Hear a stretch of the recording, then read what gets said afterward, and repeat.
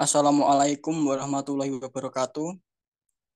Perkenalkan kami dari kelompok 5 yang beranggotakan Indian Ilham yang NPM 220082, Aprilia Finanda dengan NPM 220147, Adi Purnomo Aji 210089, Ardia Dewi Febriani 210111, dan yang terakhir Agusto 210115. Izin menyampaikan hasil diskusi kami yang berjudul penyempelan dan jenisnya, serta data dan teknik pengumpulan data. Next. Selanjutnya akan dijelaskan sama teman kami. Baik, pengertian sampel. Sampel adalah subset atau sebagian kecil dari populasi yang dipilih secara acak atau representatif untuk dijadikan objek penelitian atau pengamatan. Sampel digunakan sebagai representasi dari keseluruhan populasi dan digunakan untuk membuat generalisasi atau inferensi tentang populasi secara keseluruhan. Fungsi dari sampel adalah untuk memberikan informasi yang mewakili populasi secara keseluruhan. Yang pertama, efisiensi.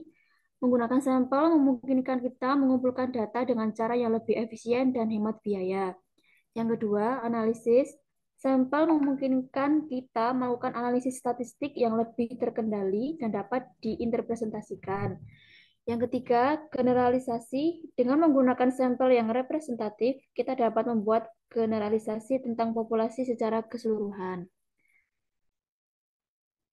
Yang selanjutnya akan dibacakan oleh teman saya. Ya, selanjutnya teknik penyempelan. Teknik penyempelan ada 3, yaitu sampel random sederhana, yang kedua sampel sistematis, yang ketiga sampel cluster.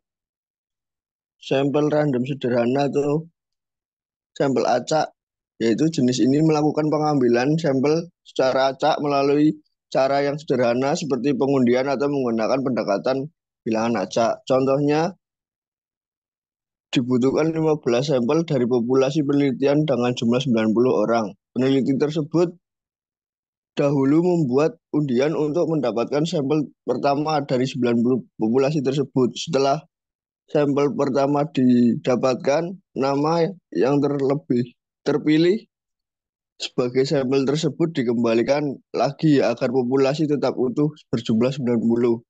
Mengembalikan sampel terpilih memungkinkan responden berikutnya akan tetap sama dengan responden yang sudah dipilih pertama. Yang kedua, sampel sistematis. Pengambilan sampel ini menetapkan sampel awal secara acak, kemudian sampel selanjutnya dipilih secara sistematis berdasarkan pola tertentu. Pola umum dari teknik ini adalah mengambil bilangan kelipatan dari jumlah anggota populasi dengan jumlah sampel yang akan diambil. Contohnya, diambil sampel dari populasi dengan jumlah 40 orang yang akan masuk ke sebuah ruangan. Setiap orang yang masuk ke urutan dari kelipatan 4 akan diambil sebagai sampel. Artinya ke-4, ke-8, 12, dan 16, dan seterusnya. Yang terakhir, sampel cluster. Sampel cluster yaitu teknik pengambilan sampel menentukan sampel berdasarkan kelompok wilayah dari anggota populasi penelitian.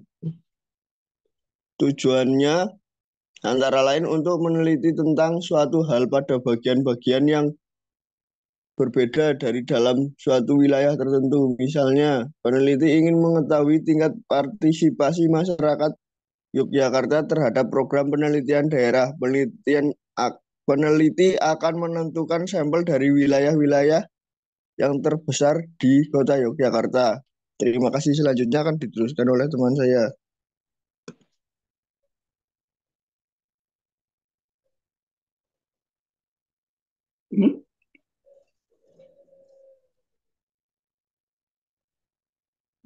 Menentukan ukuran sampel tergantung pada tingkat ketelitian atau kesalahan yang dikehendaki sering tergantung pada sumber dana, waktu dan tenaga yang tersedia.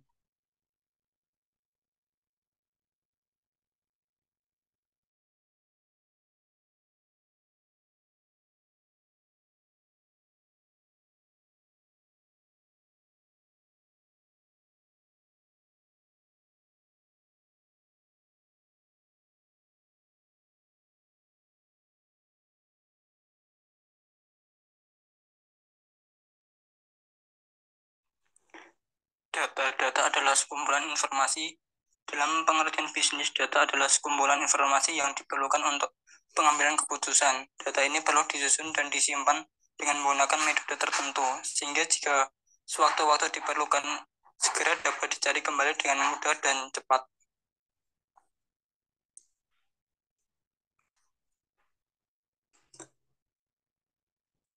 Ada dua sumber data yang dalam penelitian, yaitu data primer dan data sekunder. Data primer merupakan sumber data yang langsung memberikan data kepada pengumpul data. Data primer didapat dengan melakukan pengamatan langsung ke objek yang dimaksud dalam penelitian. Hasil dari data primer dapat dijadikan sebagai data pendukung untuk menganalisa dan mengambil keputusan. Selanjutnya yaitu ada data sekunder. Data sekunder merupakan sumber yang tidak langsung memberikan data kepada pengumpul data. Misalnya dari dokumen, website, dan informasi dari orang lain. Data diperoleh untuk mendapatkan hasil teoritis dan menjadi referensi. Data sekunder didapat dari artikel, buku, jurnal, penelitian ilmiah sebelumnya yang berkaitan dengan objek lain. Data dapat diklasifikasi menjadi dua, yaitu data kuantitatif dan data kualitatif. Data kuantitatif adalah data yang diukur dalam suatu skala numerik atau angka yang dapat dibedakan menjadi data interval dan data rasio. Sedangkan data kualitatif adalah data yang tidak dapat diukur dalam skala numerik. Namun karena dalam statistik semua data harus dalam bentuk angka, maka data kualitatif umumnya dikuantitatifkan agar dapat diproses lebih lanjut. Slide selanjutnya. Jenis data. Dalam data penelitian pada dasarnya dapat dikelompokkan menjadi 3 jenis, yaitu data subjek atau self-report data, data fisik atau physical data, dan yang terakhir data dokumenter atau documentary data. Data subjek adalah jenis data penelitian yang berupa opini, sikap, pengalaman, atau karakteristik dari seorang atau sekelompok orang yang menjadi subjek penelitian atau responden. Data subjek merupakan data penelitian yang dilaporkan sendiri oleh responden secara individu atau secara kelompok.